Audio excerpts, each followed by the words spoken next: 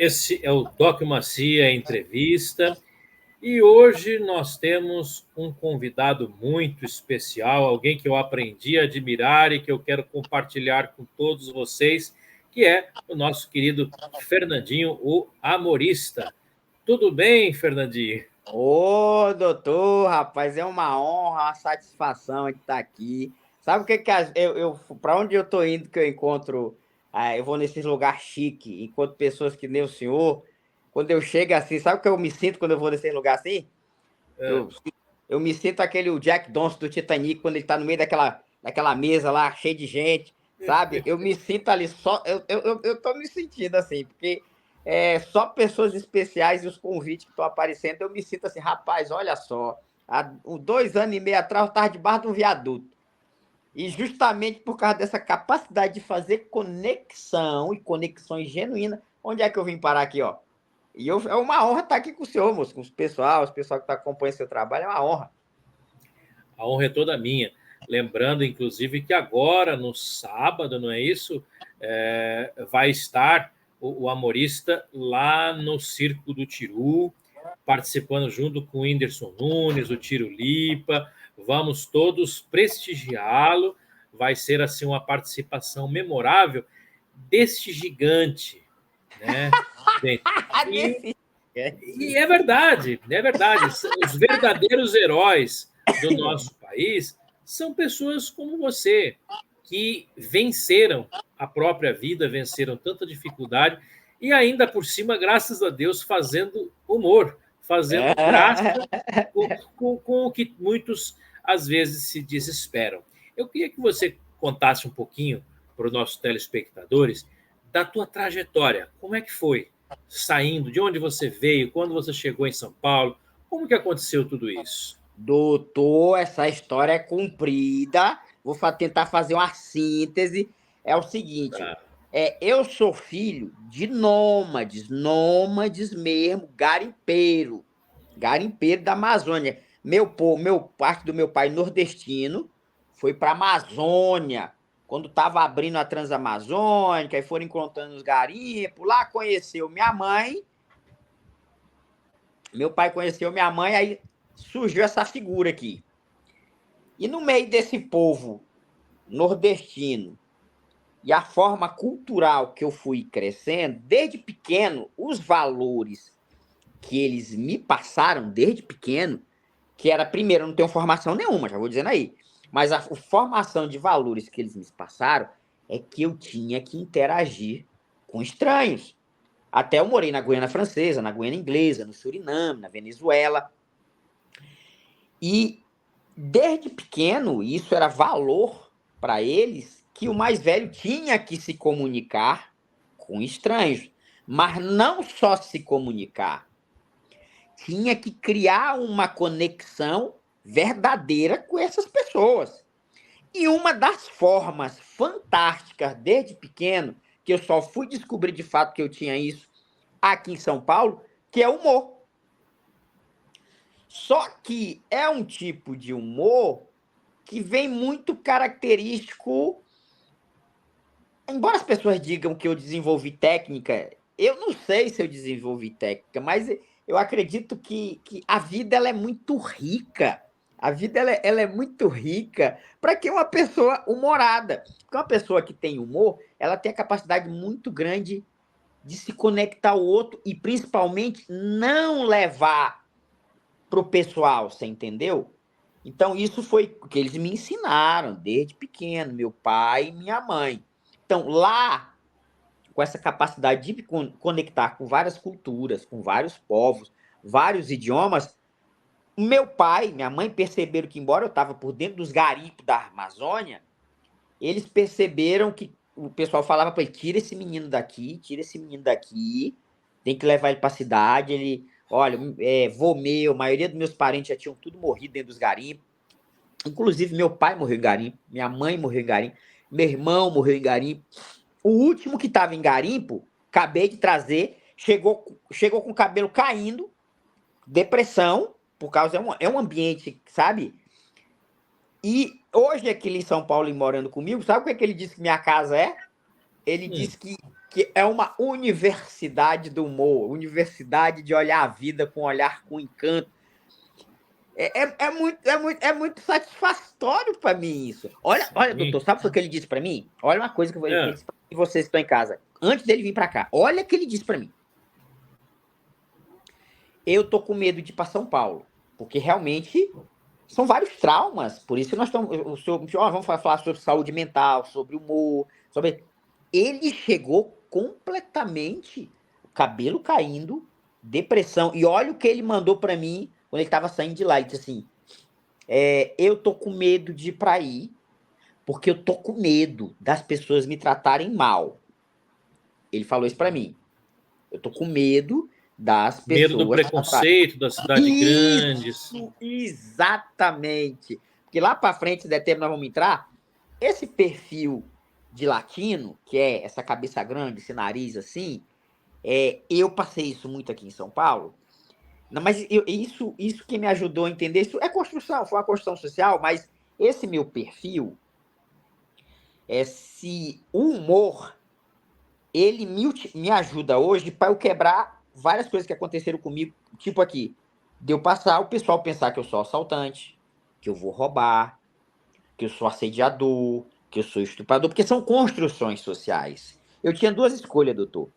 Eu olhava para isso com raiva e me envenenava, ou eu ria. E é o que isso daí tá acontecendo, sabe? Da pessoa olhar assim para mim e eu passar, ela fazia assim com a bolsa, e do mesmo jeito, meu Deus, quem está atrás de nós? Quem está? Ô, tia, você tá com medo de mim? Eu não acredito, tia, a senhora tá com medo de mim. Ah, meu Deus, ela tá com... E a pessoa, não, meu filho, não é de você, não. E daí eu já crio uma conexão. Sim.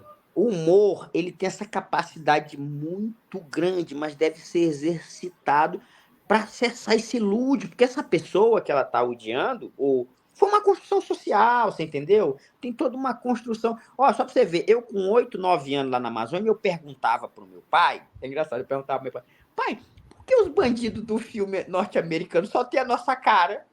Que eu digo a cara do latino, sempre os bandidos têm a cara do latino, né?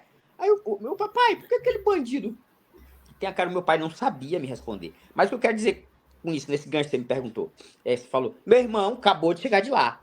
E ele sabendo de tudo que tinha passado comigo aqui, eu tinha passado, ele falou assim, cara, eu tô com medo de ir pra aí, porque eu tô com medo de me tratarem mal, assim, com essa discriminação e tal. Olha aqui.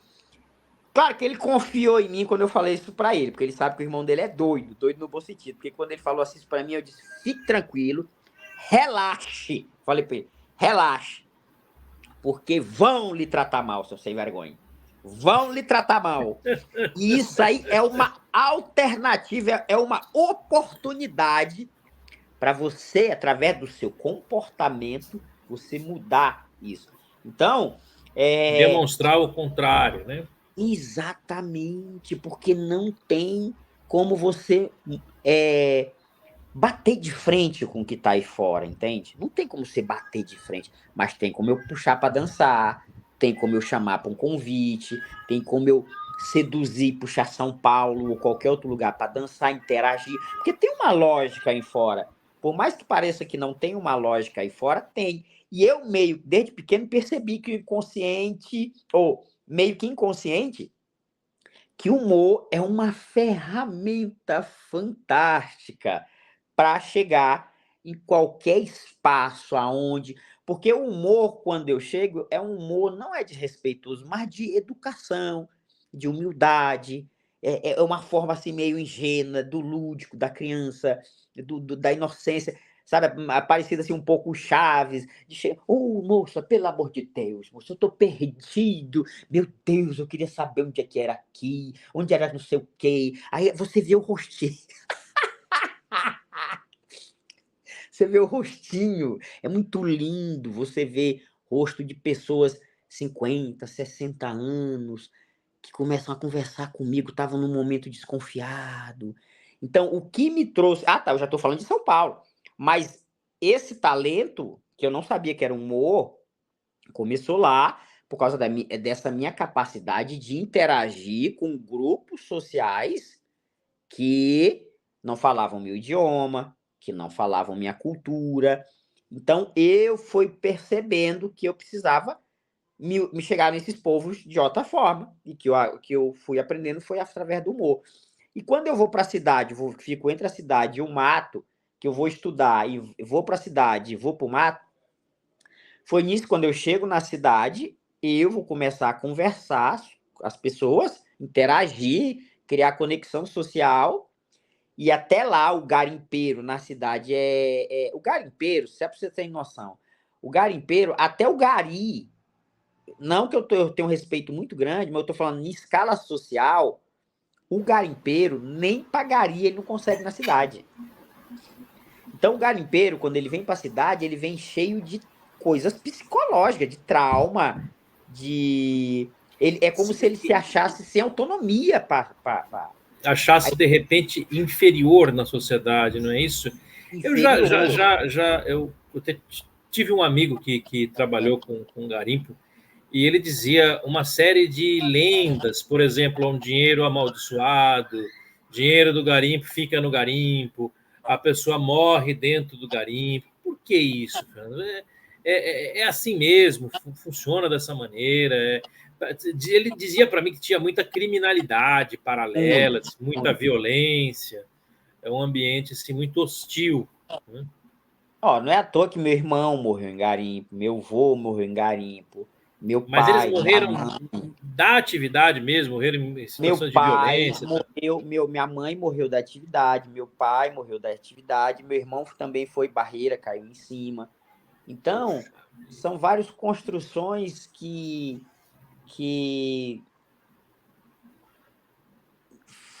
como é que eu posso dizer? Quando marcam de alguma maneira a vida da pessoa, né?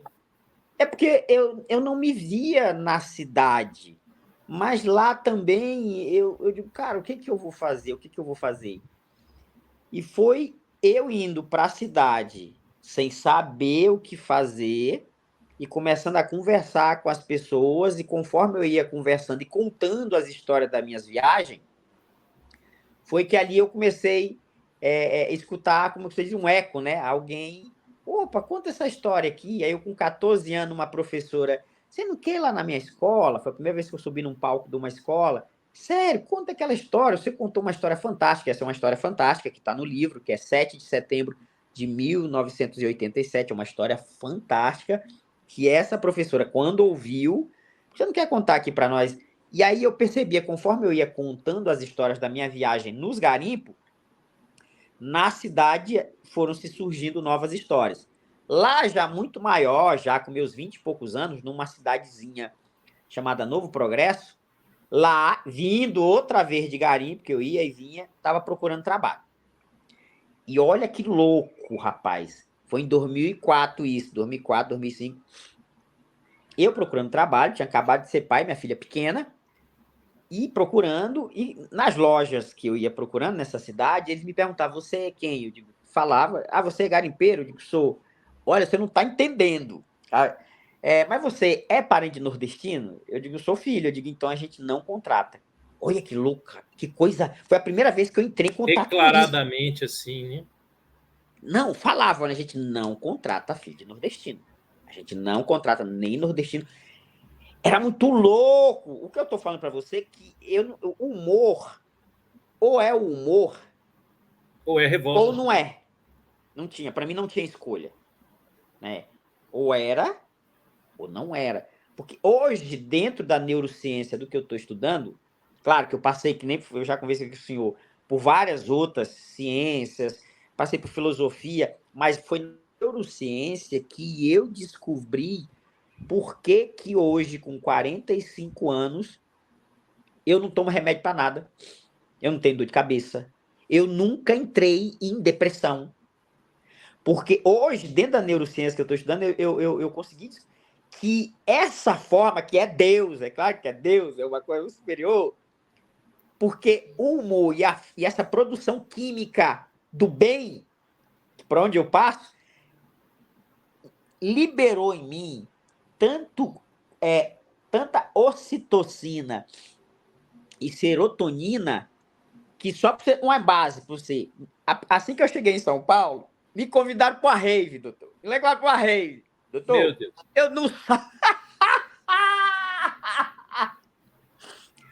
eu não sabia o que era isso. A menina que me convidou falou que era uma festa. Doutor.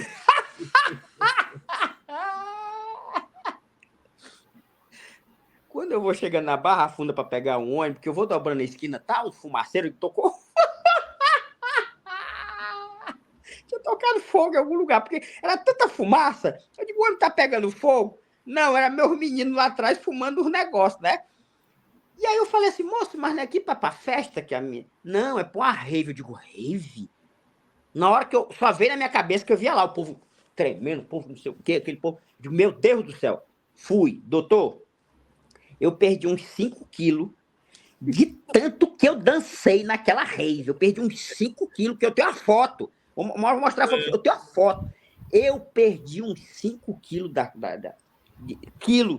de tanto que eu dancei. Eu fui atração do evento porque fazia fila de Para me gente. ver dançando.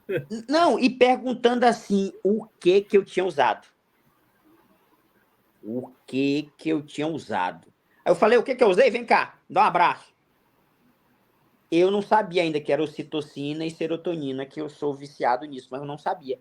Só de eu abraçar as pessoas, de me conectar, eles estão no idioma deles lá, na vibe deles, usando, não pode ser... Eu não preciso. Eu não preciso. Eu não uso nada, ninguém acredita, eu não uso nada. Porque eu acredito que essa forma de ver a vida com mais humor, eu recebo do universo isso, Deus, que é muita ocitocina, muita serotonina para você pegar. E aí tá. Eu pulei para São Paulo, tô voltando de novo. Quando eu chego nessa cidadezinha que eu falei para você, que eu não conseguia trabalho, eu vou e consigo um nordestino que tinha uma loja que estava começando. Eu não tô com as fotos aqui, mas uma hora eu vou mostrar para você. Ele me convidou. Na hora que eu tava passando e pedi trabalho, aí ele perguntou, tu é da onde? Eu digo, eu sou garimpeiro e eu sou filho de nordestino. Ele disse, rapaz, eu sou garimpeiro. Tu tem Poxa, moto? Ele falou, tu tem moto? Eu digo, eu não tenho moto não. Mas ele gostou tanto de mim que ele me chamou. Pois vem trabalhar. Nem moto eu não tinha, que era para cobrar. Rapaz, esse meu jeito assim, desse jeito que eu tô aqui com você. Na frente fazendo da loja, cobrança? era para me sair para cobrança. Mas logo Sei. no segundo dia, que eu tava tão feliz na loja dele, as pessoas estavam passando do outro lado da rua, eu tava dando bom dia. Bom dia, bom dia. O pessoal começava a chegar. Rapaz, eu gostei de ter um bom dia. Começava a conversar, a pessoa tá entendendo, eu tô tão feliz, porque aquele rapaz ali, ó, me deu um trabalho. Olha aqui, entra aqui na loja. Quando eu pegava para entrar, pronto. A pessoa já começava a comprar. Aí foi assim, e indo. Quando pensou que não foi o mês, o caba não me colocou para gerente, não foi mais para cobrar. Puxa vida, olha, O reconheceu esse valor, reconheceu esse valor. Você estava dizendo a questão da ocitocina, dessas enzimas, né, cerebrais. Eu não sei se você chegou a ver, eu até indiquei outro dia desse que eu acho uma leitura fantástica, um livro chamado How God Changes Your Brain, né? Como Deus muda o seu cérebro. Tem muito a ver com isso que você está dizendo, né? Changes your brain, quer dizer, muda seu cérebro. Porque esse cientista, o nome dele é Andrew Newberg, neurocientista, inclusive um dos precursores da chamada neuroteologia, ele descobriu, por ressonância magnética, viu? Não é, inferência, não, é empiricamente. Ele fez ressonância magnética em várias pessoas e comprovou que aquelas que rezam, aquelas que oram mais, no momento de uma oração, a irrigação sanguínea no cérebro, principalmente em regiões específicas, ela aumenta até o dobro do que em situações normais. E quando o indivíduo está com raiva, está triste, essa irrigação sanguínea diminui significativamente. Então, por exemplo, o exercício físico aumenta, mas situações de empatia, de felicidade, de amor, né? elas aumentam. E quando o indivíduo faz uma oração, dobra essa quantia. Então, eu acho que você, dentro de uma dificuldade, fez, como diria, né, do limão à limonada. Dentro do que era para ser algo, uma barreira na sua vida, você fez de trampolim. Porque você descobriu no humor e nessa forma de contagiar as pessoas com empatia, com carisma, uma maneira de, além de driblar as suas próprias dificuldades, também as dificuldades alheias, como o terrível problema que nós temos no mundo de hoje, que é o preconceito. Acho que você conseguiu reverter isso de uma maneira que precisa ser divulgado e precisa estar em todos os ambientes. Eu vejo o humorista na televisão, eu vejo o humorista nas ruas, mas eu também vejo no ambiente corporativo. Sim. Porque são locais em que isso cada vez mais foi sendo colocado de lado. A formalidade nas relações, a necessidade de uma impessoalidade, que nós até lutamos muito para isso acontecer, para sair daquela época em que o jeitinho e o favor alheio imperava, mas acho que nós ficamos tão impessoais, tão com inteligência tão artificial, que a humanidade, né, das pessoas ficou meio de lado. Então, acho que o teu trabalho é enaltecer o ser humano, enaltecer a forma. E é um trabalho que meio que se confunde com a sua própria biografia. Você trabalha brincando e brinca trabalhando, não é isso? Uhum. E é muito interessante, quando eu começo a fazer esse trabalho lá, era 2 funcionários, com 6 meses a gente estava com 2 lojas, 80 funcionários, nós saímos de um faturamento de 30 mil para 800 mil por mês, e aí se explodiu naquela região amazônica que tinha um doido lá em algum lugar, o que ele estava fazendo. E quando o pessoal ia na loja, eu estava tomando café com as pessoas. Eu tava tomando café com as pessoas. Então, você chegava lá, você... Rapaz, era muito louco, porque as pessoas vinham que traziam o irmão para conhecer eu, aí quando pensava que não chegava repórter para entrevistar. Beleza. Foi lá que começou em 2012, aí já foi 2012, eu resolvi sair da empresa, por questões que valores, como a pessoa as pessoas começavam a pegar muito dinheiro, é muito interessante que esse negócio mexe muito com as pessoas, né? E eu percebi que começou a mudar alguns valores, mudou alguns valores. Como outras empresas já estavam me chamando para fazer palestras, para entender como foi que eu tinha transformado uma história, hoje eu vou falar o nome chique, é o case de sucesso, então eu comecei na entrevista em rádio, em TV, em escola, lá em 2012 começou essa minha viagem, cara, então eu vou ser palestrante. Lá já começou, tem umas fotos, tudo declarado. Sim. Associações comerciais. Na minha cidade, lá, se você ligar em Novo Progresso, olha, rapaz, mas cadê ele? Cadê não sei o quê? Foi a maior luta quando souberam que eu estava em São Paulo. Não, tu não tem que voltar para cá, que aí é a cidade. Eu digo, não, é aqui, mas tudo bem. Foi quando eu comecei a receber feedbacks, e porque também já isso em 2015, eu continuando fazendo esse trabalho de palestrante, quando um palestrante daqui de São Paulo, que ele tem um canal no YouTube que chama Não Minta Pra Mim, o nome dele é Ricardo Ventura. Lá nessa época ele não era, hoje ele já está bem conhecido, Ricardo Ventura. Ricardo Ventura vai palestrar lá em Novo Progresso e ninguém conseguia abrir a palestra dele. Só que como eu sempre fui autodidata, eu já estava estudando esse Ricardo Ventura. Quando me levaram para eu conversar com o Ricardo Ventura não, quem vai abrir a palestra é você. Foi aí que eu abri a palestra dele e Ricardo Ventura pinicou em mim, cara, tu tem que ir embora daqui, tu tem que ir embora daqui. Eu ainda fui para Manaus, fui para todo lugar, mas eu acreditava que era em São Paulo e na cidade universitária que meu sonho era fazer psicologia. Eu venho para São Paulo.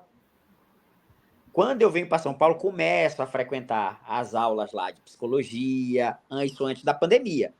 Comecei a frequentar as aulas de psicologia, tudo. Só que aqui em São Paulo, eu tentando interagir com as pessoas na rua, começou a acontecer as mesmas coisas lá, que era em cidade maior, em cidade muito maior, as pessoas, esse meu jeito de me aproximar, a pessoa baixava a cara, eu ia falar, dava bom dia, a pessoa não respondia, eu ia falar, a pessoa virava a cara para mim, e aquilo começou a soltar cortisol em mim, que aquele, sabe, a queimação, aquele negócio, eu digo, não. Foi aí que eu inventei a minha primeira ferramenta de conexão humana, que eu criei aqui em São Paulo. Deixa eu só mexer aqui, vai dar uma mexidinha aqui, pera lá. Ui. Nossa, agora vai mexer aqui, pera lá. Aqui. Que eu inventei, a minha primeira ferramenta de conexão humana aqui em São Paulo eu criei, que foi isso aqui. Opa, cadê? Aí, isso. CNH... A dinâmica do amor. A dinâmica do amor do amorista. Isso, a CNH. Olha só. Minha habilitação vencida. E eu tava assim, olhando para minha habilitação. É Deus essas coisas. Porque não tem, a inteligência não é para mim. Essa inteligência não vem assim do nada. E aí eu tô olhando para minha habilitação. E meu coração naquela angústia, como é que eu fazia para eu me conectar com as pessoas aqui? Sim. Eu olhando para minha habilitação. E eu vi CNH, eu disse, já sei, eu vou criar a minha caixinha das necessidades humanas. Algo que foi que eu fiz dentro da CNH. Já começa a rir, porque eu fico lembrando. Não, doutor, tem que ter muita cara de pau para fazer isso, muita coragem. E foi Lacan... Foi Lacan, quando eu descobri a teoria dele do real simbólico e imaginário, e depois que eu caí em Pierre Bourdieu, na teoria dele do capitais, e eu criei a minha, que eu chamo a teoria do capital simbólico, para eu essa cara de pau, para fazer isso na rua, que eu vou falar para você agora, tem que ter muita cara de pau. Tem, aqui em São Paulo. O que acontece? Coragem. E eu só fui para locais aqui em São Paulo que as pessoas são mais gentis, mais educadas e mais receptivas com pessoas que nem eu, estranhos. Que foi o quê? Oscar Freire, eu fui para Avenida Paulista, fui para Berrini, locais onde as pessoas são bem receptivas, né?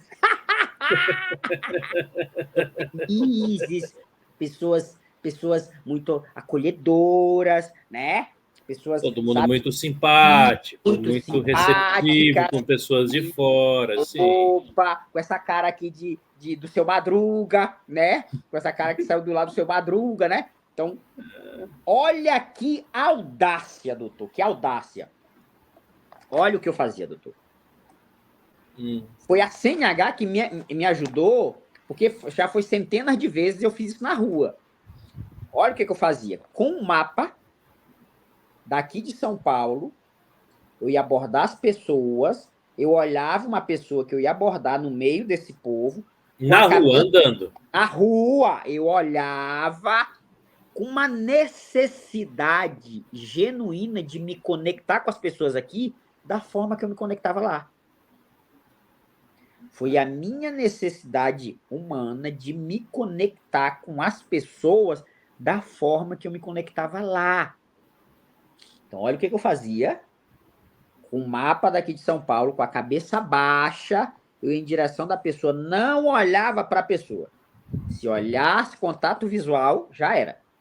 Com a cabeça baixa, com o mapa daqui de São Paulo, eu ia me aproximando da pessoa com a cabeça baixa, assim, moça, com licença, eu não sou daqui, desse jeito, não olhava para a pessoa. Moça, eu não sou daqui, eu estou perdido. Quando eu estava passando o dedo no mapa, que eu via que a pessoa estava olhando pro meu dedo, já era. Já criei conexão.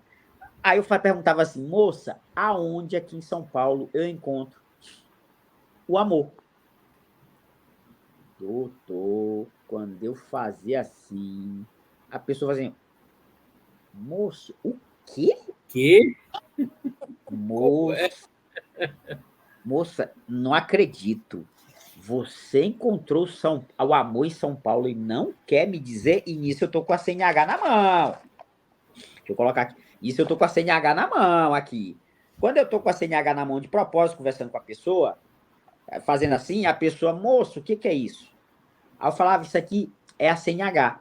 Aí eu digo, o que ela tem? Eu digo, A CNH, ela tem a lúdica, singela pretensão de fazer com que as pessoas criem conexões afetivas no meio desse caos, que eu chamo de Matrix, onde a tendência é as pessoas se separarem em bolhas.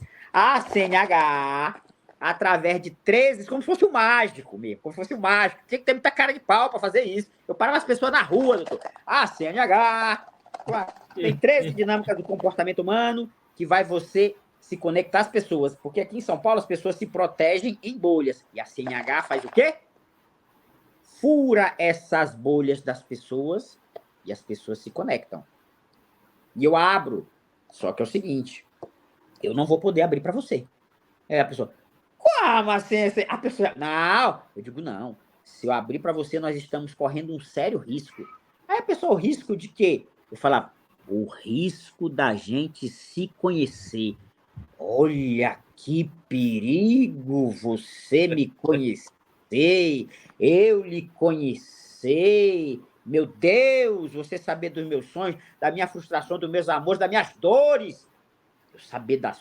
Olha que perigo! Quer? A pessoa quer.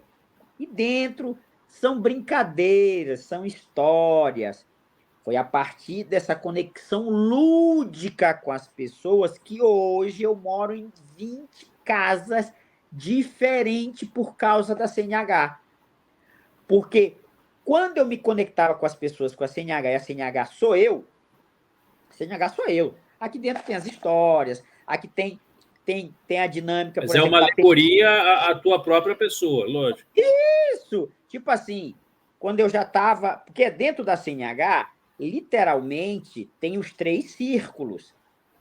Tem 3 círculos, que é o círculo vermelho, o círculo verde e o círculo amarelo. O círculo verde, que é a empatia, por isso que minha. Aqui, ó, ela é empatia, né? A verde, ela é empatia, né? Por isso que tem toda uma lógica até chegar noite que eu cheguei na tríade, que é empatia, respeito e confiança. A empatia é um marco inicial para a minha aproximação com essa pessoa. Então, dentro desse círculo da empatia, tinha perguntas bem assim. E eu ia falando para a pessoa: olha, eu não sou daqui, eu sou da Amazônia. Aí eu ia contando já uma história para a pessoa, para gerar empatia. Aí eu perguntava: me conta uma história, porque o primeiro círculo é o da empatia. Doutor, tinha pessoas que passava 2 horas sentado comigo conversando. Por quê? As dinâmicas iam se tornando mais, se aprofundando. Por exemplo, uma das dinâmicas que fizeram eu parar e precisar de ajuda de psicólogos para me ajudar é a dinâmica do toque. Eu perguntava para a pessoa por que as pessoas tinham tanto medo de serem tocadas. Eu tenho registrado isso. Eu tenho registrado pessoas chorando, pessoas me abraçando, pessoas falando que eu abri. As pessoas se viam um pouco como presente, só que eu parei um pouco, agora estou voltando, porque agora, com a ajuda de profissionais, da psicologia, estão testando o que está acontecendo, e a neurociência, eu consigo. Mas a CNH, ela me ajudou a criar performance. E aí foi da CNH. Ah, tá. Aí quando eu crio a CNH, logo em seguida vinha o quê? A pandemia. E você sabe o que aconteceu na pandemia no mundo. Quando vem a pandemia, olha só, se o que eu mais precisava, que eu era mais apaixonado, era por me conectar às pessoas, quando vem a pandemia e eu não posso falar com as pessoas, não posso, nem podia voltar para minha terra, foi aí que eu comecei a frequentar a região do Bom Prato do Brás. Viajando para aquela região, parecendo aquele filme mesmo, Em Busca da Felicidade, foi que eu conheci o rapaz que hoje é meu sócio, o cara é meu parceiro, é meu irmão, que esse cara na fila dali, que eu acredito que até que ele tem um aspecto de autista, né? Eu acredito que ele tem um aspecto de autista, foi esse cidadão que eu fui trocar 2 ideias, esse cara se encantou, e começou a espalhar para todo mundo que eu era filósofo. Então, quando eu começava a ir para o Bom Prato do Brás, já estava aquele montoeira de gente para ouvir eu contar as histórias. E esse cidadão, pedindo que ele queria ser igual a mim, não vai, eu acho que não vai dar para ver aqui agora, esse cidadão pedindo que ele queria ser igual a mim, e eu perguntei, cara, tu quer ser igual a mim como? Eu disse, aonde tu vai, tu agrega pessoas com essas tuas histórias, tu consegue se conectar às pessoas. Claro, da forma que eu tô falando, ele não falou assim, mas disse que achava muito lindo e ele não conseguia. Foi aí que surgiu o personagem, o Amorista. Quer dizer, não tinha nome ainda. Foi Já aí que era o surgiu. personagem, mas não tinha um Não nome. tinha nome. E nessa época o seu trabalho era assim, para ganhar dinheiro mesmo, era o quê? Foi antes da pandemia. Antes da pandemia, É. eu fiz o trabalho. Lembra do palestrante lá, Ricardo Ventura, lá do Pará? Sim, sim. Que Esse lhe cidadão, inspirou a vir para São Paulo. esse cidadão começou a me chamar para me fazer uns trabalhos aqui. E eu Hum, comecei a fazer uns trabalhos com ele. E foi aí que eu ganhei, não foi que eu ganhei dinheiro, mas consegui alguma coisa, né? Consegui alguma sim. coisa. Foi aí que eu percebi que ali também não era meu espaço, não era o meu espaço. Você tem que. Você percebe o que você procura. E aí eu percebi que não era ali. E eu pedi as contas para sair. Né? Hoje ele é meu padrinho, Ricardo, tudo. Ele entendeu porque eu saí naquele momento. Hoje ele é meu padrinho. O cara é meu padrinho, eu gosto muito Foi. dele. Mas ele sabia que no momento, quando eu pedi as contas para me sair, ele ficou um pouco triste. Mas hoje ele já entendeu, porque ele sabe, cara, era o teu propósito, irmão. Era o teu propósito. Né? Aqui tu ia ficar tipo num peixe no aquário, né? Porque realmente eu ficava no escritório atrás, tipo peixe no aquário. Era fantástico o trabalho atrás do escritório, mas não era para mim. O Sim. meu era rua, o meu era contato. Contato com as pessoas, E conexões. aí eu consigo alugar um carro. Isso que eu tinha esquecido essa parte. Quando eu consigo alugar esse carro, consigo alugar carro, eu já estava com a CNH, que foi um pouquinho antes da pandemia. Dentro do carro as pessoas entravam. Quando as pessoas entravam, eu começava a contar as histórias da CNH, o que estava acontecendo. E O numa carro para dessas, dirigir por aplicativo, não é isso? isso, foi daí. E numa dessas foi que um pessoal, foi meu primeiro encontro com o índice, que entra um pessoal do índice, eu tinha esquecido essa parte. Esse pessoal do índice entra no carro, eu não sabia, do índice Nunes, e começa a me gravar, me chamar de Mucura. Ei, Mucura! Aí eu digo, Mucura é tu, nojento! É, nojento! Aí perguntava, é nojento, ele, muito, eu não sabia que era. Ei, Mocura, tu é da onde? Eu, rapaz, eu sou filho de uma cearense, casado com um maranhense, neto pernambucano, fabricado em Santarém, Parada do Amazonas, sou filho de nomes da Morena Goiânia Francesa, na Goiânia, quando eu começava assim, rapaz, Mucura, fala de novo, Mucura. E nessa brincadeira, eles estavam me filmando. Eu não sabia que eles estavam me filmando. Destaque que eles já estavam mandando pro índice. No meio da viagem, eles falaram, pô, tem um cara que quer te conhecer, que achou fantástico, ele já entrou no teu canal no YouTube, já entrou, porque aí eu já tinha aberto. Nunca mexi Sim. muito, mas já tinha. Eu digo, quando ele me mostrou, eu digo, tá com brincadeira. Foi aí que eu fui parar no Frei Caneca, foi aí que a gente se encontrou, tirou as fotos. Foi depois disso que eu encontrei Lázaro Ramos, nós batemos foto também. Então, ou seja, aqui em São Paulo, antes da pandemia, eu já estava começando, eu já venho com uma história. Eu estou vindo com uma Sim, história. sim. E comecei. Quando vem a pandemia, que eu estou falando para o senhor que eu tinha esquecido essa parte, que eu conheci ele, esse rapaz que hoje é o meu sócio, deu uma crise existencial. Por isso que eu fui parar na rua. Diferente das pessoas que estavam na rua, ou dependência química, alguma. Eu não. Eu era porque eu não conseguia falar com as pessoas. O fato de eu não me comunicar com as pessoas Sim. mexeu com minha cabeça. Devido à pandemia, que mexeu com muita gente mesmo, né? A pandemia mexeu com a saúde mental do mundo. E muita gente perdeu entes queridos e tal. Foi muito difícil. Foi um período assim que deixou cicatrizes para todo mundo. E você conheceu então o Whindersson antes da pandemia? Foi ainda a pandemia, que é a foto que eu ando no carro, que foi a foto que quando eu e esse meu sócio, que hoje é meu sócio, que ele chegou para mim bem assim, queria ser igual a mim, eu falei, cara, eu sou um personagem. Ele falou, tu é um personagem? Eu disse, sou. E ele é muito doce, assim, o jeito dele falar, ele tem 52 anos, ele é uma figura fantástica. E esse lado doce dele é muito maravilhoso, porque ele tem muito humor. Ele é humorista sem saber, porque ele é muito. E ele, tu é um personagem? Eu disse, sou. Ele acreditou e fez a loucura de fazer essa pergunta para mim. Cria um personagem para mim? Então ali eu criei o primeiro personagem para ele. Hoje ele interage no mundo. através dos 5 personagens que eu criei para ele. O Antônio Carlos da Silva não interage no mundo, porque ele tem um aspecto de autista. Sim. Ele só interage no mundo através dos 5 personagens que eu criei para ele. Com o primeiro personagem, que foi o Ariba, aí já estava finalizando a pandemia nisso. Nós ficamos pela rua. Se você topasse nós na rua, você ia imaginar que era Sancho Panza, Don Quixote e Sancho Panza. Ninguém ia imaginar que nós éramos 2 moradores de rua, porque era loucura. Você acredita que nós estávamos... É coisa de doido, doutor. Nós estávamos se divertindo, doutor. É muita loucura. Porque ele está ali, deixa eu ver. Ele conta essa história morrendo de... Você acredita que no meio da pandemia ele disse para mim que foi a fase mais feliz da vida dele, 52 anos dele? Ah, meu Deus. Talvez ele tenha se encontrado, talvez tenha encontrado a vocação, a verdadeira vocação dele. Um eco. Ele só pegava de doido, de burro, de retardado e de preguiçoso. E eu, desde quando eu o conheci, eu falei que ele é um humorista, ele é um artista, é um cara para fazer as pessoas felizes. E ele se emociona muito falando isso. Quando ele fala assim, ele chora. Toda vez ele chora.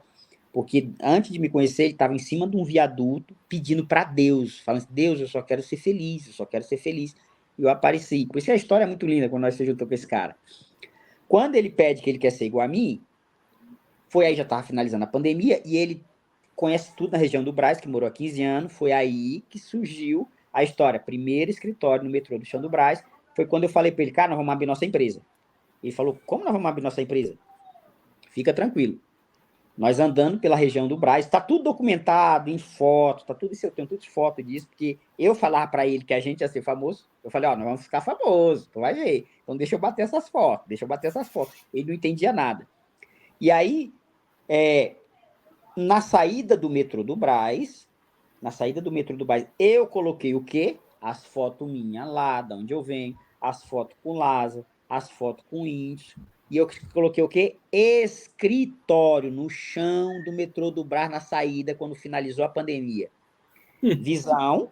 Eu vi Olha que louco, doutor. Eu tive a visão de, cara, o povo vai estar doido para vir pro bairro para comprar. Esse doidão que tá aqui, conhece tudo aqui. Pronto, fechou, vai ser um negócio. Doutor, tem foto isso. Eu e ele sentado e tá lá, foto do Índio, foto do Lázaro, não sei o que, escritório. O que acontecia? O senhor estava saindo. Quem vem geralmente do norte ou nordeste morre de medo de andar pelo Brás. Então eu abordava as pessoas todo caracterizado, ele também, eu abordava. Bom dia, você vai comprar? Se você vai, nós somos guia turístico, ele tem 15 anos de experiência na região. E faziam esse guia das pessoas aí mesmo? De cada 10 pessoas, 3 contratavam a gente. Olha, 3, isso. por causa daquilo que começou lá atrás, você entende? O carisma, sim, a energia, a simplicidade, o olhar, a forma de se conectar com alegria. Mas a ideia era vender o serviço de guia turístico mesmo, levava a turma lá na Maria Marculina, na Rua Oriente, tudo isso. Isso que você está falando aí é até chique, né? Vender o serviço de guia turístico. Isso é legal, porque a gente não tinha isso na cabeça, a gente só aí fazia, e era isso que a gente fazia. E era isso mesmo. Quer dizer, que o lado do humor era coadjuvante ainda. Quer dizer, ele era uma ferramenta para vender esse serviço de guiar as pessoas, de tirar aquele medo da pessoa que vinha fazer as suas compras de fora. Olha, que coisa interessante. E o nome dessa história, que é a segunda que está no livro, é O Primeiro Escritório no Metrô do Chão do Brás. Mas eu só fui conseguindo naquela região ficar conhecido por causa, eu também, é assim, por onde eu fui passando, as histórias que eu ia contando geravam mais histórias. Claro. Lá na região do Brás, o pessoal só começou a acreditar em mim e eu deixei de ser um mentiroso quando eu mostrei as fotos. Você vai pensar que você vai pensar até não. Mas já teve caso de eu ser discriminado quando eu mostrei minha carteira de habilitação. Que tanto que tem... Pela região? Não, é porque tem espaços sociais de construções sociais que são espaços sociais de construção de tanta escassez, que eu estar naquele espaço social com a carteira de habilitação é impensável. Só para você ver, eu já participei em contextos sociais de escassez, só para você ver. Quando eu tirei minha identidade, que veio na minha identidade o nome do meu pai fez uma festa. Porque além de onde eu cresci, as outras crianças não tinham pai, o meu pai não tinha isso. Então eu venho das construções sociais de uma escassez na cabeça. Então, quando eu mostro as fotos, que é aprovação social, que eu mostro de onde é que eu venho, isso é aprovação social, que eu tô com o senhor aqui, isso chama-se aprovação social. Quando eu for no sítio H, isso é aprovação social. Eu vou passar no domingo agora no programa, porque eu deixo de ser um mentiroso, você entendeu? Porque como eu sou um excelente contador de história, quando eu falo que eu sou porque eu tenho a capacidade de conectar as pessoas através dessas histórias, logo vem, isso é mentira. Isso é mentira. Isso é mentira. Então, tudo isso serve para mostrar que se você se conecta genuinamente com as pessoas e acredita num Deus, as coisas vão acontecer. Ah, e eu vi falando uma coisa seguinte: o curto prazo é injusto. A curto prazo é injusto, mas a longo prazo não. A longo prazo, você fazendo aquilo que você acredita no seu coração, que é seu propósito, a curto prazo é injusto, porque não vem resultado. Você vai pegar de doido, de mentiroso, de tudo que você imagina. Aí por que eu volto para a carteira de habilitação? Porque lá nesse contexto social da rua, quando eu mostrava a carteira de habilitação, a cara era assim: tu tem carteira de habilitação, que é como se alguém tivesse no meu caso, e o contexto social que eu estou inserido, como se eu chegasse com coisa de Harvard. Como eu tivesse conquistado.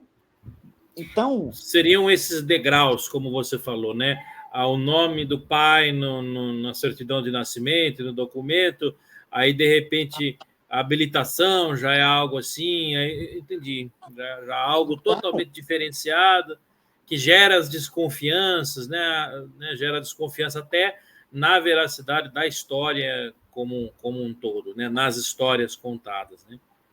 E agora está tudo filmado, tudo documentado. Sim, sim. E o laranja, Fran? Porque começou pelo verde, que é a empatia. Você chegou nesse visual do laranja por quê? Vamos lá. Olha que pergunta fantástica, o laranja, que agora lá vai eu para outra história. Vamos lá.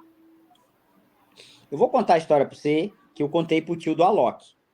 O tio do Alok hoje ele é meu padrinho. Tá. Tio do Alok entrou no carro. Quando o tio do Alok entrou no carro, eu não sabia que ele era tio do Alok. Devan Bhaskar. O nome chama-se Devan Bhaskar, é presidente do Instituto Alok. Devan Bhaskar viu o vestido de laranja. Quando ele viu o vestido de laranja, a pergunta dele foi como o senhor. As pessoas me perguntavam por que do laranja. E eu respondia, é porque eu gosto. Ah, porque não sei o quê. Ah, porque eu gosto. Falava assim. Como ele se mostrou um interesse muito genuíno pela minha pessoa dentro do carro, e eu fiquei assim, pô, para ele eu não posso dar a minha resposta, eu vou ter que construir alguma coisa. E todo mundo eu falo que eu gosto. Aí eu falei, seu Bhaskar, eu sou filho de nômade da Amazônia, e eu cresci viajando e eu morei no Suriname. Suriname é capital, o Paramaribo é uma colônia holandesa.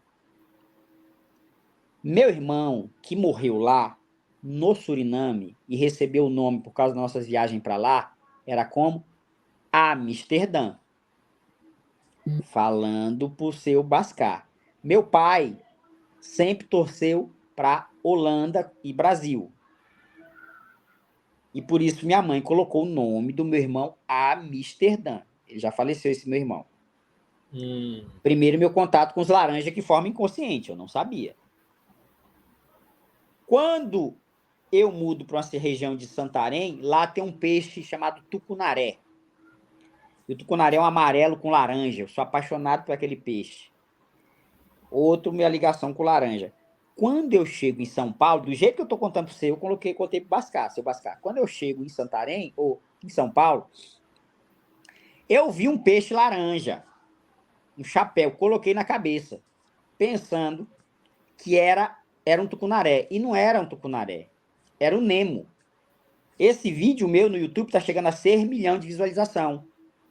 Porque eu pensava que era o Nemo. E a mulher falou que era o tucunaré. Pensava que era tucunaré. E ela falou que era o Nemo. Aí eu digo, então para mim vai ficar o tucunaremo. Mistura com o tucunaré com o Nemo. Para mim vai ser o tucunaremo. E eu comecei a andar para todo lado com esse chapéu. Quando eu vi os gari andando de laranja, foi outra identificação com laranja. E aí eu continuei contando a história para eles. Seu Bascar, eu não sei lhe explicar. O que eu sei dizer, depois dessa história, que aonde eu vou, o laranja, tem pessoas que, um ano depois que me vê, elas recordam de mim por causa do laranja. Seu Bascar, o laranja é uma cor que ele me toca. Eu posso ver laranja onde foi, me mexe, ele me provoca o movimento. Quando eu tô falando isso para ele, ele tá espantado, olhando para mim espantado. Aí foi que ele falou, Fernandinho, eu posso falar uma coisa para você? Eu digo, posso. Que eu tô espantado, é um presente eu estar aqui com você. Eu digo, pois falo. Meu nome não é Devan Bascar de batismo. Bascar é porque meu batismo, rebatizei, que eu sou um jornalista que vive entre o Brasil e a Índia. Quem me rebatizou meu nome foi o Osho. E ele foi para lá, para a Índia, entrevistar esse Osho.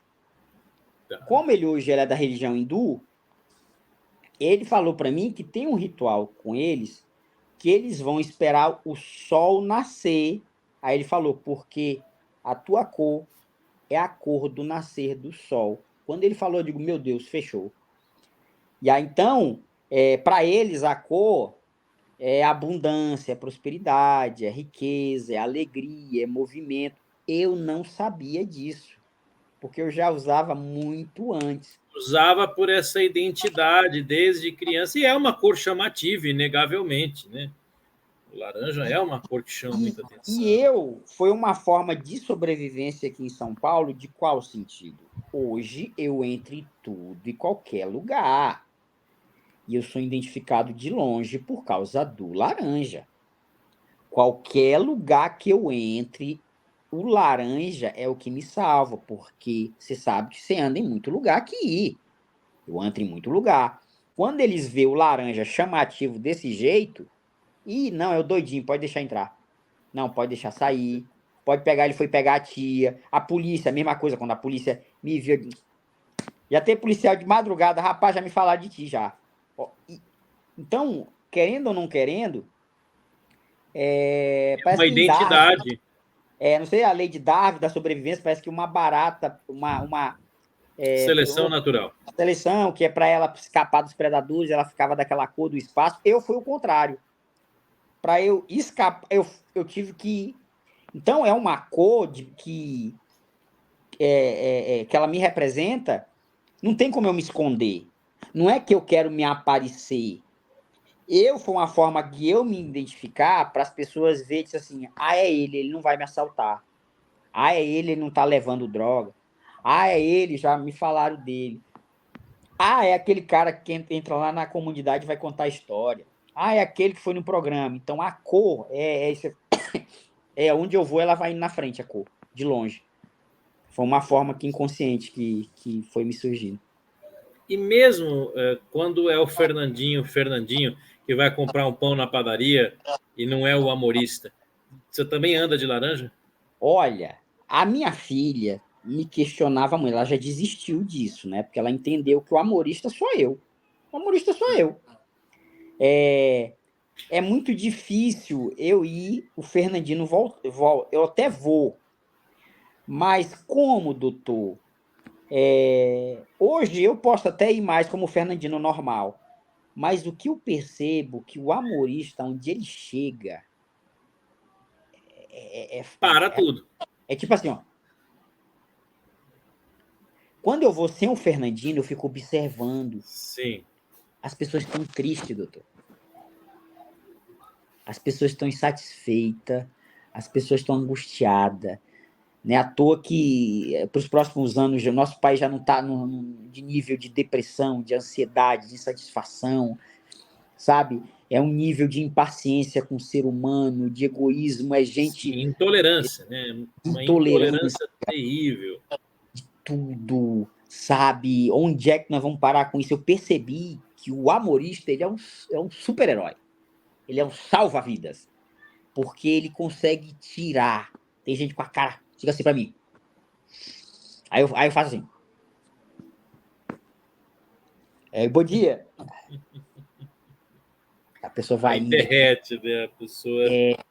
Ou perdoa eu. Perdoa eu. E aí ele vai criando conexão. Se não fosse o Laranja, o personagem que eu criei, o Fernandino não tava mais aqui. Não tava. Esse é meu propósito. Aonde eu for, eu preciso criar conexão genuína. A outra pessoa, por isso que eu até um dia desse coloquei uma frase, o que tu tá consumindo de conteúdo na internet? Ou internet, livro, esse conteúdo que você está consumindo, quando você vai para a rua, você está encontrando aí fora, nessas, sabe, Na vida real. Esse conteúdo que você está consumindo, quando você vai para a rua, esse conteúdo está te provocando a você ter mais desconfiança quando você vê uma pessoa, ou ele está te provocando a tu ver o outro como um irmão? Porque o problema não é a desconfiança. O problema é que a desconfiança não pode desconstruir o valor confiar. E é isso que está acontecendo. A desconfiança está desconstruindo o valor confiar. Então, doutor, eu faço as experiências sem roupa, sem personagem, sem nada. Eu fico olhando assim. Um dia desse eu vi uma moça, ela estava com uma Coca-Cola aqui, um cigarro e um celular. E as pernas estavam assim. Ela nem fumava, ela nem bebia Coca-Cola e ela nem mexia no celular. A perna estava assim, ó. Sabe? Um nível de insatisfação, um nível do que a vida do outro é melhor do que a minha. Doutor, esse negócio é sério, é muito importante esse trabalho que nós estamos começando agora sobre conversar sobre saúde mental, isso aí, doutor. Seríssimo, porque a internet, principalmente as redes sociais, criam dois problemas. Primeiro, o próprio suposto influenciador, em uma vida que ele, quando descobre que é irreal, entra em depressão. E aqueles que vêm acabam desmerecendo o que tem porque comparam por uma versão que não existe de outras pessoas. Aí gera uma insatisfação geral. Por isso que a saúde mental das pessoas, depois da pandemia, e principalmente nessa era que nós vivemos agora, que é a era da informação, todo mundo tem muita informação, e acaba não sabendo lidar com essa informação. Nós temos mais ou menos a mesma idade, quando nós éramos crianças ou adolescentes, não tinha tanta informação assim. As informações estavam com os professores, estavam com nossos pais, estavam concentradas. E hoje elas são amplamente, são democráticas, está na mão de todo mundo. Mas será que estamos preparados para lidar com elas? Por exemplo, vamos no médico, aí tem lá, sair um exame. É quase que automático nós entrarmos na internet para saber o que é aquilo, mas nós não estamos preparados para aquela informação. Atendo o cliente no meu escritório, ele já chega com quase a sentença pronta do juiz. E ele não está preparado para receber aquela informação, ele não teve a experiência, o preparo e tudo isso. Eu acho que você deve lidar bastante com essa realidade na prática do dia a dia, nas ruas, e esse teu trabalho eu também vejo a parte pedagógica, porque conectar as pessoas é ensinar um pouco ser imunes, né? As pessoas serem imunes a essa onda de impessoalidade e, o que é pior, achar que sabe, uma pretensão terrível, porque a pessoa, de repente, eu estudo direito faz, sei lá, tenho 20 anos de advocacia, estudo direito faz 30 anos na vida, e de repente um menino de 12 anos lê assiste um vídeo no YouTube e acha que sabe aquilo mais do que eu. E é a realidade de hoje em dia. As pessoas acham que sabem. Tudo isso porque ainda nós não sabemos exatamente como lidar com as informações. Doutor, olha, isso aí me lembrou uma passagem, eu acho que foi o Mário Sérgio Cortella, que ele parece que ele falou que ele está entrando no prédio dele e o porteiro tinha muita informação. Estava com muita informação. E aí parece que ele perguntava, tá, e ele questionava, tipo assim, tá, isso levou ao quê? Olha, hoje ganhou, hoje o Brasil não sei o quê, hoje não sei o quê, hoje não sei o quê. Só que era um acesso à informação, mas não tinha, de fato, uma utilidade prática, consistência, não tinha uma Porque não tem contexto. Não tem contexto. A pessoa só tem a informação. Isso, não tem um contexto. Não tem um contexto. E não tem contexto. A pessoa não tem aquela base. Falta, mais uma vez, como sempre insisto, educação. Falta a pessoa ter... E não é, quando eu digo educação, não é necessariamente educação formal, mas é conhecimento, é sabedoria, do latim sapore, saber, saborear, sabedoria. Sabedoria vem de saborear. Então, a partir do momento que as pessoas saboreiam, que as pessoas experimentam, né, ela passa a ter sabedoria. E uma sabedoria dessa que está acima, né, não necessariamente é inferior ao conhecimento acadêmico, né, porque o conhecimento que move o mundo é o profano. A minha avó, que tem a metade ou até menos da escolaridade que eu tive, eu considero uma mulher extremamente sábia, mesmo sem ter todo o acesso à academia que eu tive. Então, eu conheço muitas pessoas, como você mesmo acabou de dizer, eu não tive estudo formal, tal, mas tem sabedoria. Sabedoria de conhecer as pessoas, conhecer o ser humano. E outra, melhor do que tudo isso, promover a melhoria, promover o sorriso, despertar o sorriso de uma pessoa em 2024 é um desafio para poucos. Gratidão, eu que agradeço. Eu também é uma pessoa especial pela oportunidade, quero agradecer desde já pela oportunidade. E essa aqui é a primeira das várias que nós vamos mexer nisso aí, ó. Sim, se Deus quiser, tem um livro pela frente. Que as histórias. Ih, rapaz, isso aqui só foi uma introdução, moço. Exatamente, exatamente. Então, eu gostaria que você, para já ir caminhando para o nosso final, que você deixasse assim uma mensagem para esse público que acha que sabe de tudo, para esse público que acha que é o maioral, né? Como diria lá o Vinícius de Moraes naquela música Testamento, Public Relations, tome gravata, título, capital de giro, bolsa de valores, tome gravata, mas no final da vida não tem jeito, porque todo mundo vai para o mesmo lugar. E como diria o refrãozinho dele, era por cima uma laje, embaixo a escuridão. É fogo, irmão. Não é? Então, eu queria a tua mensagem, a tua visão disso, para essas pessoas, para cair na real, vamos dizer, que o mundo é muito mais amplo do que as 4 linhas da tela de um computador. Você está falando, não se sustenta. Primeira coisa que não se sustenta. As pessoas, em todas as áreas, elas começaram a criar ilusões, né? Elas pegam certo tipo de informação, e até uma outra coisa que tá deixando o pessoal mais ansioso e criando essas ilusões, criando essas fantasias sobre sucesso, sobre eu tenho conhecimento, é eu que sei das coisas, é justamente essa prática de divulgação de uma informação sem contexto nenhuma, que é a do sucesso em 10 passos, entendeu? do sucesso em 10 passos, da felicidade preta por ter, que chamam, que Sim. o senhor está com 30 anos na advocacia, aí o caba entrou ontem, eu vou... Sabe? Para essas pessoas, o que eu tenho para dizer, meu amigão, não se sustenta. Não se sustenta.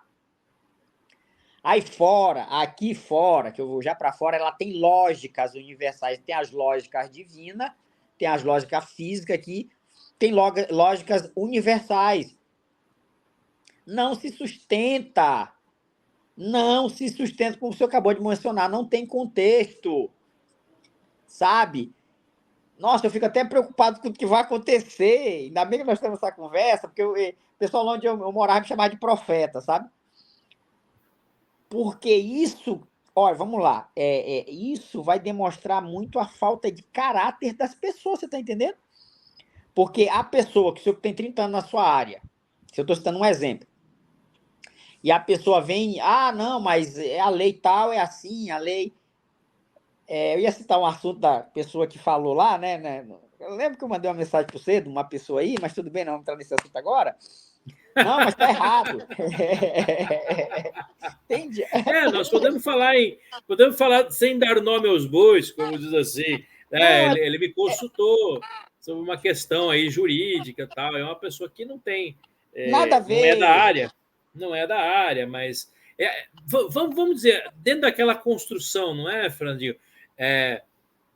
Terra de cego, quem tem um olho é rei, ou de repente a história do nome do pai na certidão de nascimento, ou a CNH. Então, de repente, uma pessoa que sabe alguma coisa, ainda que pontualmente, né, na minha família mesmo, o meu tio-avô, tio-bisavô, uma coisa assim, era tio-avô da minha avó. Ele era o culto da família porque ele lia o dicionário. Entendeu? Então, todo dia ele pegava um verbete lá e aprendia. Então, ele era o culto da família. Foi mais ou menos a mesma coisa. Ele me consultou a questão jurídica, lá, eu falei assim, aí a pessoa, olha, não é bem assim, tem que... Deu outro caminho que não tinha nada a ver, né? A gente ri, mas acontece. É Não, assim e o mesmo. negócio é sério, porque ela comete outras pessoas ao erro. Leva ao erro, Porque é uma psicologia exatamente. barata. A psicologia barata de, não, vamos por aqui que é o mais fácil. Ou vamos por aqui que vai dar certo. Vamos por aqui. E isso vai demonstrando como não se sustenta, vai surgir que a pessoa vai ter que negociar de alguma forma. E aí é que surge oportunistas. Olha que você está entendendo, é uma coisa básica, mas que falta de Mas que inconsistência de chega na vida da informação. gente. Sim. Por exemplo, muitas pessoas, lá de onde eu venho, que me ofereceram dinheiro há 12 anos atrás para eu exercer certas atividades que, no caso, por exemplo, lá começaram a me chamar que eu era coach. Eu acredito que eu nunca fui esse negócio de coach, né? Nunca fui esse negócio. Mas o que eu estou fazendo, políticos andavam atrás de mim, pastores de igreja andavam atrás de mim, empresário. Só que essas pessoas, elas vinham me fazer proposta a curto prazo, entendeu? A curto prazo. E eu, na época, eu percebia que eu não tinha, e eu tinha até um pouco de informação, mas informação sem Isso. contexto. Foi isso que eu vim fazer para São Paulo. Hoje eu tenho informação, mas eu tenho contextos. Contexto dentro de pesquisa científica. Passa 2 dias, eu estou lá dentro da USP, eu não tenho a formação. Mas eu vou atrás de gente que nem o senhor, que tem a formação, que tem o conhecimento, que tem a experiência, para eu me embasar naquilo que eu estou falando. Né? Por exemplo, a doutora Carla Tiepo, que foi que me inspirou a estudar a neurociência, eu vou lá em Jundiaí, atrás na casa dela, para eu conversar com ela, que ela me inspirou. Tem que ir atrás de ter esse embasamento com contexto. E você Isso tem é que é o. Eu acho que isso é uma questão de responsabilidade social. responsabilidade, respeito com o outro. Você tem que ter respeito, Exatamente. porque você tem daquele caso lá, não fala isso, fecha a boca.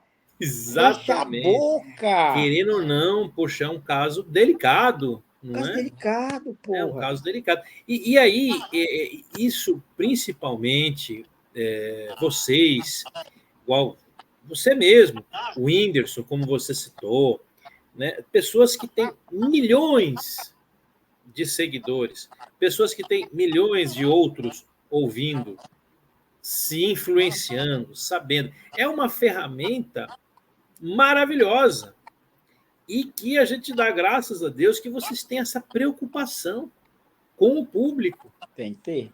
Porque o que o humorista fala hoje não é só uma opinião, é um exemplo, é uma influência. O que o humorista fala no seu canal do YouTube, alguém vai ver aquilo e vai levar para a vida. Porque na expressão que você usou, case, você é a prova viva de um case de sucesso. Gratidão. E é verdade. E nós estamos no verdade, começo, doutor. Mas a tua grande vitória já aconteceu. Agora já é consequência. É consequência. Que foi vencer toda essa dificuldade, que foi vencer você mesmo e que foi vencer toda uma história que, se você parar para pensar, todos os fatores eram para ter dado errado. Dá errado. Como o Papa Francisco falou uma vez, jovens, sejam revolucionários. Porque não querer nada com nada, não querer trabalhar, isso aí é para todo mundo. O revolucionário, hoje em dia, é a gente dar certo, é a gente se esforçar, é a gente querer o melhor do outro. E é isso que você faz. Você venceu você próprio, você venceu uma história negativa e converteu, melhor ainda, transformou o sofrimento de uma família e a bagagem de todos esses anos em combustível para se tornar o homem que você é, para se tornar o exemplo de pessoa. E eu posso dizer para vocês, até porque ele é meu cliente, sou advogado dele, que o Fernandinho, fora o humorista, né, que embora sejam o mesmo, mas o Fernandinho, na vida civil, é um homem de compromisso, é um homem que não foge às suas obrigações, é um excelente pai, é um homem que dá apoio para a sua família, para os seus filhos. Então, isso é que é bonito. Valores que estão meio fora de moda, não é? Parece que ninguém valoriza mais, mas a gente tem que ter esse grito que sim, que é importante, que são esses valores que edificam de verdade as pessoas, e não fama, e não informação, porque só informação, só sucesso, só nada, isso não vale, isso não se sustenta, como você acabou de dizer. Então, olha, é isso. A ideia era ficar uma hora, passamos um pouco, porque eu aprendo muito cada vez que falo com você, gosto muito de você. Eu que aprendo, moço. E, assim, uma honra, um prazer muito grande tê-lo aqui. A nossa parceria, se Deus quiser, vai ser frutífera, porque temos ideais parecidos. Deus abençoe você, gratidão pela oportunidade ao seu público, Deus abençoe todo mundo aí, nós só estamos no começo da caminhada, eu sou honrado quando eu falo para todo mundo, virou meu padrinho, virou meu advogado, o cara que estava debaixo do viaduto, não, isso me enche de orgulho demais, gratidão de coração mesmo, Deus abençoe de coração mesmo. Eu mando um abraço a todos, Deus abençoe a vida de cada um de vocês. A nós todos. Então tá bom, gente. Tchau, fiquem com Deus. Fantástica essa entrevista, hein? Valeu. Fiquem com Deus. Tchau.